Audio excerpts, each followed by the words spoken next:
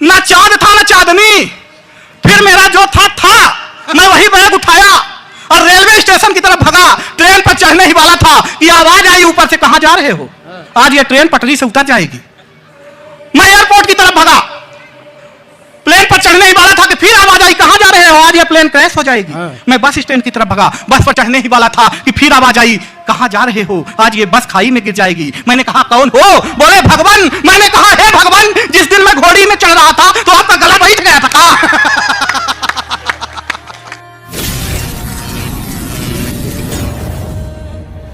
आमंत्रित कर रहा हूं, जिसकी बहुत बड़ाई हो रही है, शुरू से सेंटर ऑफ अट्रैक्शन बना हुआ है पूरे इस कवि सम्मेलन के मंच का, और बहुत ही जबरदस्त कवि है। मजाक की कितनी ही बात कर लो, मैं बहुत ही सम्मान से 4 पंक्तियां रीवा मध्य प्रदेश से कामता माखन, जो बहुत ही लंबी यात्रा करके कि सहज सीधा सरल हो जो उसे कमतर समझते हैं, अदब से हो झुकी नजरें तो फिर नौकर समझते हैं, और तमाशा खुद का ही करके हंसाते हैं जो लोगों को, उन्हें सब लोग दुनिया में यहां जोकर समझते हैं। जोरदार तालियां और कामता माखन।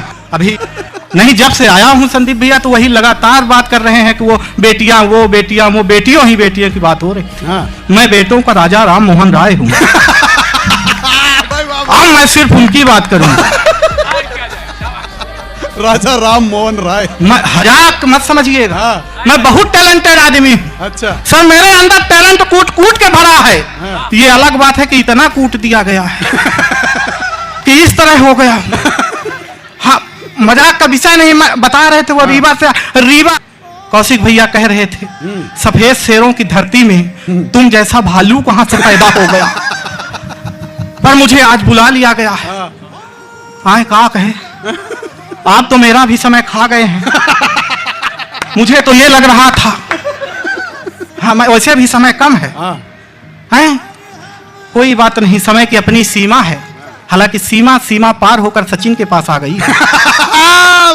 लगातार पार कर रही है, कोई दिक्कत नहीं है। मैं धीरे धीरे स्टार्ट हो जाऊंगा कि घर में नहीं है। घर में होता तो यहां काहे के लिए आता। हालांकि है तो संदीप भैया का भी नहीं, पर इसमें मेरी कोई गलती नहीं। मैं अपने शहर चौराहे से गुजरा तो सोचा चलो ऑटो वाले को हाथ दे देता हूं। एक हाथ दिया, भाई साहब ऑटो वाले ने ऑटो रोकी। उस ऑटो में पीछे एक खूबसूरत लड़की बैठी थी। उसने कहा अगर तुम इसे चढ़ाओगे तो मैं उतर जाऊंगा। मेरा इतना ज्यादा सम्मान। पीछे मेरी मैडम थी, वो दाव कर आई। उन्होंने दूसरे ऑटो वाले को हाथ दिया। मैडम ने कहा रेलवे स्टेशन तक का कितना लोगे? ऑटो वाले ने कहा 100 रुपए। मैडम ने कहा अगर मेरे साथ ये मेरे प्राणनाथ भी चले तब कितना लोगे? ऑटो वाले ने कहा तब भी 100 ही रुपए लूंगा। मैडम ने तपाक से मेरी ओर देखा और कहा देखे, जो 100 रुपए की कीमत है वो मेरी है, तुम्हारी फूटी कौड़ी की नहीं है। इस तरह से मेरा सम्मान बढ़ता गया। पिछले दिनों मेरे शादी वाले आए। मेरे पिताजी के कई बार निवेदन करने पर मुझे देखने, सर मुझे देख करके जाने लगे, कुछ बोले नहीं। तो मेरे पिताजी खुद आगे बढ़े, बोले सर आपने लड़का देख लिया? बोला कुछ नहीं। उन्होंने कहा देखिए भाई साहब, पिताजी ने कहा सर शादी ब्याह लड़के और लड़की का संबंध है, आप लड़की को दिखाइए। तब जाकर फिर लड़की मुझे देखने के लिए आई। आधा घंटे तक लड़की हमको देखती रही। आधा घंटे तक लड़की हमको देखती रही थी, ना हम लड़की से कुछ बोल रहे थे। आधा घंटे बाद लड़की ने हिम्मत करके बोली कि भाई साहब लड़का आप ही हैं। मैंने कहा जी बहन जी हम ही हैं। एक बार सारे हाथ उठा करके, वो बहुत अच्छे। जी बहन जी हम ही हैं। उसने कहा जब हम आपसे विवाह कर लेंगे तो आप, मैंने कहा जिंदगी। उसने कहा लानत है ऐसी जिंदगी पर जो आपसे विवाह करना पड़ जाए। उसने कहा मैं विवाह तो नहीं कर सकती पर आपको एक सलाह देती। मैंने कहा दे दो, कुछ है दे दो। सलाह दिया, 4 लाइन में सुनाता हूं, समझ में आ जाए तो अच्छा है और नहीं तो मैं कुछ कर नहीं पाऊंगा। नहीं मेरी कोई गलती भी नहीं। उसने कहा कि शादी के लिए भले तुम सिलेक्ट हो जाओ, माता पिता की नजरों में परफेक्ट हो जाओ, पर मेरा दिल कभी तुम्हें स्वीकार ना करेगा, इसलिए तुम सेल्फ ही रिजेक्ट हो जाओ। पटरी सी थी मेरी जिंदगी, वो रेल कर गई। देखते ही देखते क्या खेल कर गई। अब मैंने उसे लव यू वाला मेल क्या किया, वो ब्लैक देख करके ब्लैकमेल कर गई। अंगूठा समझ के रखा था, साइन निकल गई। अब पेप्सी लेके बैठा तो बाइन निकल गई। और जिस फोटो को देख करके मैं झूम रहा था, जब सामने मिली तो वो डाइन निकल गई। वाह, मेरा प्रेम कोई उड़ा ले गया, वो रेलवे विभाग में था। यहां से कोई हो तो माफ करिए, मैं उसको नहीं कह रहा हूं। वो रेलवे विभाग में, इतना याद रखिए, वो लड़की प्रेम करके फाइन निकल गई, किसी और की बाहों में वो ज्वाइन निकल गई। और जिस प्लाट पर ये यार मेरी नजर थी, उसी से यार रेलवे लाइन निकल गई। हाँ भाई, वाह वाह वाह। मैंने राकेश भाई से पूछा, बोले मैं तो पटाखा लाया हूं। तो फिर मैं क्या ले आया? काला तो खुद था ही मैं, काला तो खुद था ही मैं। घर वाइट उठा लाया, सब रंग कह रहे थे, मैं राइट उठा लाया। और ये लोग घर में लाते हैं पटाखा फुलझड़ी, मैं पूरा पूरा डायनामाइट उठा लाया। पिछले दिनों करवा चौथ का व्रत, मतलब वो व्रत थी, एक व्रत आता है बहुत खतरनाक है। मेरे में एक फोन आया, बोले सर आजकल आप क्या कर रहे हैं? मैंने कहा मैं स्टेज शो कर रहा हूं, लगातार कर रहा हूं। ऐसा है आप लोन ले लीजिए। मैंने कहा मैडम आप कहां से बोल रही हैं? बोली बजाज से। आप लोन ले लीजिए। मैंने कहा कि देखिए मैडम, मैं लोन तो नहीं ले सकता, पर कल आपसे मिलने जरूर आ सकता। ये कह के मैंने फोन रख दिया। अगले दिन सुबह ऑफिस गया, ऑफिस पहुंचा, मुझे शाम 5 बजे मैडम का फोन आया, बोले आज ही उधर से आना तो चलनी लेते आना। मैं भूल गई हूँ। मैं आनंद फानंद में तुरंत ऑफिस बंद किया और बाजार की तरफ बढ़ा। बाजार पहुंचा, दुकान वाला बस दुकान बंद करके जाने ही वाला था, तो एक के साथ एक चलनी फ्री दे रहा था। मैंने चलनी लिया, बैग में डाला, घर पहुंचा, बैग रखा, बगल में फोन रखा और हाथ मुंह धोने अंदर चला गया। मैडम आई, बैग खोला, एक के साथ एक चलनी और थी। मैडम का दिमाग खराब, दूसरी किसके लिए लाया है? तभी उस मैडम का फोन आ गया, लोन वाली का। वो मैडम ने उठा लिया, उधर से आवाज आई, सर मैं तैयार बैठी हूं, आप कहां रह गए? मैं वही बैग उठाया और रेलवे स्टेशन की तरफ भगा। ट्रेन पर चढ़ने ही वाला था कि आवाज आई ऊपर से, कहां जा रहे हो? आज ये ट्रेन पटरी से उतर जाएगी। मैं एयरपोर्ट की तरफ भगा, प्लेन पर चढ़ने ही वाला था कि फिर आवाज आई, कहां जा रहे हो? आज ये प्लेन क्रैश हो जाएगी। मैं फिर आवाज आई, कहां जा रहे हो? आज ये बस खाई में गिर जाएगी। मैंने कहा कौन हो? बोले भगवान। मैंने कहा हे भगवान, जिस दिन मैं घोड़ी में चढ़ रहा था तो आपका गला बैठ गया था का?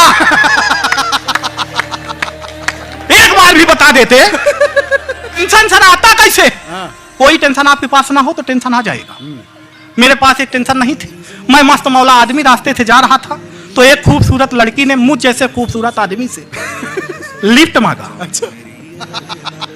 पर मैं बहुत अच्छा आदमी, मैंने उसे लिफ्ट दिया। भाई साहब कुछ दूर जाने के बाद उसे चक्कर आने लगे, मुझे और टेंशन हो गई। मैं उसे सीधे हॉस्पिटल लेके पहुंचा। 10 मिनट बाद डॉक्टर आया, बोला बधाई हो भाई आप बाप बनने वाले।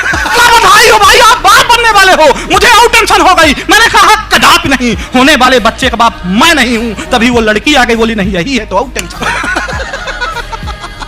मेरा मेडिकल चेकअप कराया गया, रिपोर्ट ये आई, मैं तो कभी पापा नहीं समझ सकता, और टेंशन हो गई। रिपोर्ट ये आई, मैं तो कभी पापा ही नहीं बन सकता, और टेंशन हो गई। फिर मुझे ख्याल आया कि घर में मेरे 2 बच्चे, वो किसके? और टेंशन समाप्त ही नहीं हो रही थी। इतने में कौशिक जी का फोन आया, बोले बेटा तुझे इतनी टेंशन है तो तू मेरे घर आ। मैं इनके घर पहुंचने ही वाला था, एक छोटे से बच्चे से पूछा, कौशिक दादा का घर जानते हो? बोला हाँ यही बगल वाला, जहां से मियां बीवी की लड़ने की आवाज आ रही है। मैंने कहा तुम उन्हीं के बेटे हो? बोला इसी बात पे तो अंदर झगड़ा चल रहा था। टेंशन समाप्त। मैं अपने शहर चौराहे से गुजर रहा था अपनी सखी के साथ। सखी ऐसे कह रहे हैं जैसे ना रही। अपनी सखी के साथ गुजर रहा था तो पीछे से एक लड़के ने कमेंट किया, देखो देखो आलिया जैसी लड़की है पर कालिया के साथ। देखो आलिया जैसी लड़की है पर कालिया के साथ। मैं कुछ बोलूं इससे पहले पलट कर उस लड़की ने ही जवाब दिया, जिसे तू कालिया कह रहा है यह व्यक्ति मुझे ऐसे नहीं मिला है। तो फिर उसने पूछा कैसे मिला है? तो ही ऐसे नहीं मिला। वो सावन के 16 सोमवार रही है तब जाके उसे मिला। पिछले दिनों फिर थी। मैंने पूछा आप क्यों रह रही हो? बोली पहले भी रहा करती थी। मैंने कहा पहले क्या मांगा करती थी? बोली मांगा करती थी सुंदर वर देना, रहती हो। बोली नहीं, अब इसलिए रहती हूं कि वो आएगा तो पूछूंगी क्या मांगा था और क्या दिया है।